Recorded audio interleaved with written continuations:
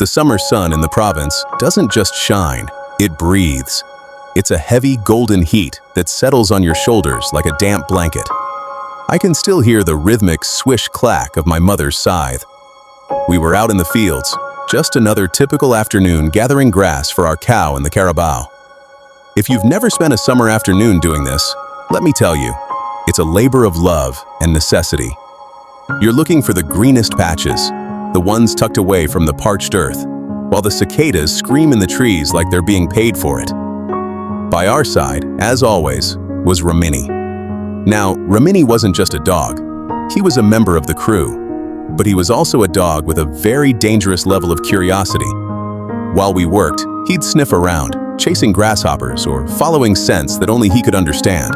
The area was sloppy, a long, grassy incline that led down toward the creek. Near the edge of a thicket, there was a low-hanging branch, and on that branch sat a Tambubu-an nest. Now, for those who don't know, the Tambubu-an isn't just a bee, it's a wasp that means business. They are the territorial landlords of the brush. We knew to stay away. We had warned each other. But Ramini? Ramini didn't get the memo. I remember seeing his tail wagging near the bushes. Then, a sudden sharp yelp. It happened in slow motion.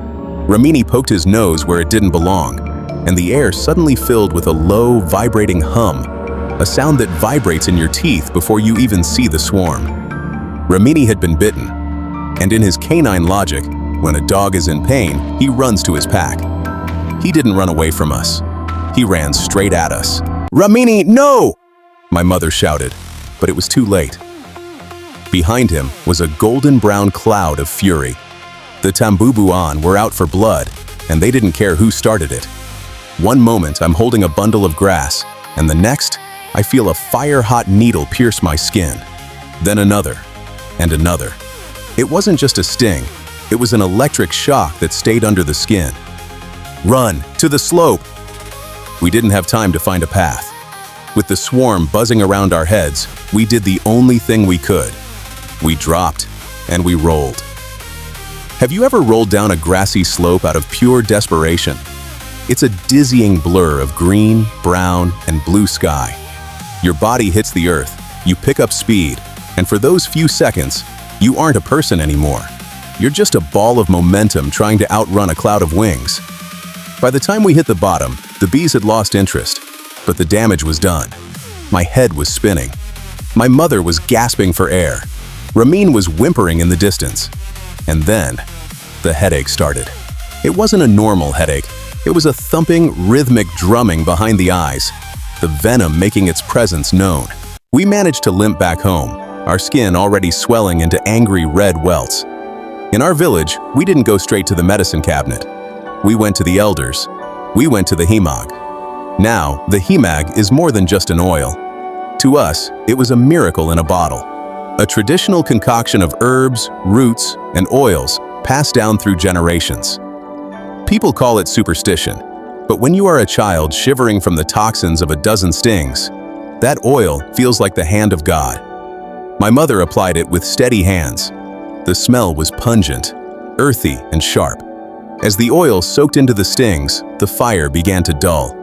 The throbbing in my head, that terrifying pressure that felt like it might burst, slowly began to recede.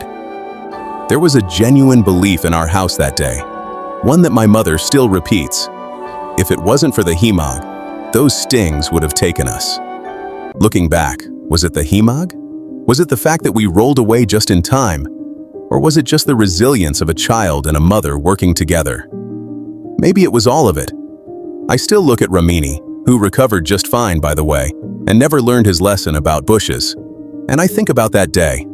I think about the sloppy hills, the Tambubu-an, and the thin line between a peaceful afternoon and a fight for survival. They say summer is a time for making memories. I just wish mine didn't involve rolling down a hill to escape a swarm of angry wasps. But hey, at least I have the story, and I'll always keep a bottle of Himag close by, just in case. If you believe every mistake has a lesson, follow for more life perspectives.